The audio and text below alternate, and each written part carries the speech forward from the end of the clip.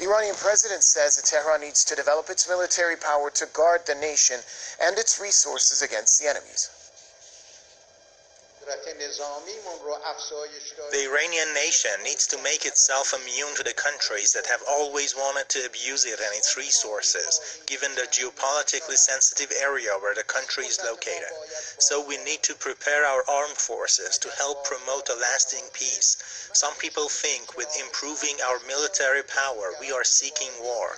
No, we are seeking peace. We don't want any war to break out.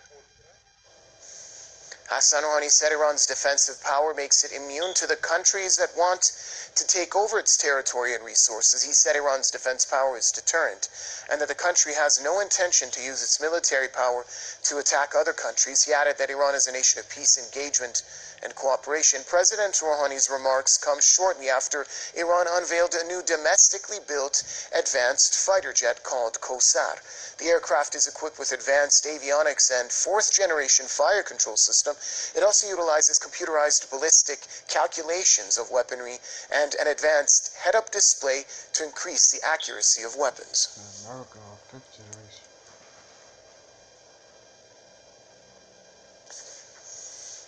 Journalist and political analyst Mustafa Khoshcheshm joins us now from the Iranian capital, Tehran. Sir, welcome to the program. Talk to us about the significance of today, the comments made by the Iranian President Hassan Rouhani, and also about the fighter jet that was unveiled as well.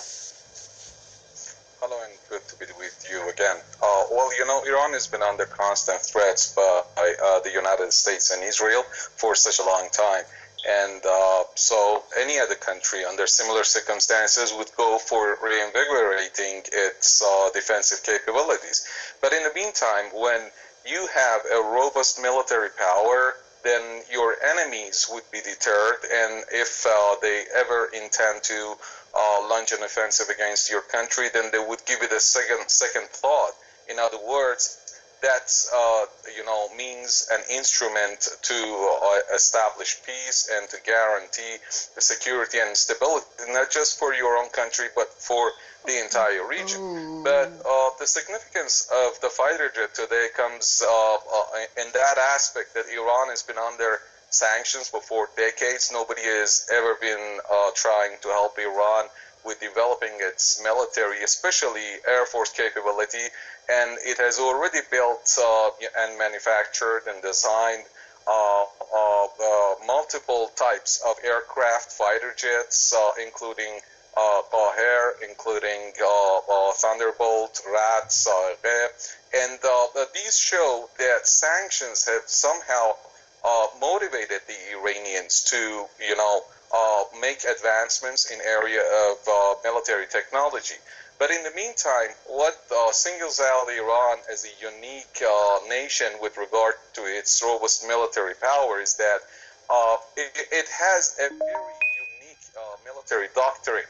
While all other nations, especially those in the region, are modeling on the United States to develop first their Air Force capability, Iran has invested much in developing its missile power. That has made Iran the only nation that has, prioritized the missile capability as its top military branch, and this has worked a lot. Even Americans believe that the only nation in the world that might trouble their fifth-generation fighter jets is the Iranian air defense system that have all been built by Iranian experts. So Iran's military doctrine has developed and become a very unique and powerful military power in this part of the world, at least, without entering any kind of arms race and in a unique, way.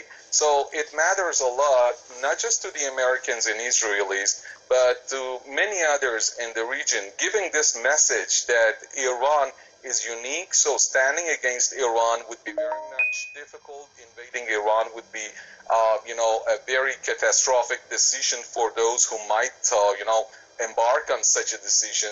And that's why top military brass in Washington have repeatedly stressed that they would never consider attacking Iran similar to what they did to Iraq and Afghanistan. Just a few days ago, Israeli media even acknowledged that when Netanyahu, the premier, stated that he intended to attack Iran in 2011, he was only bluffing in order to push Obama, the then U.S. president, to enforce tougher sanctions on the country.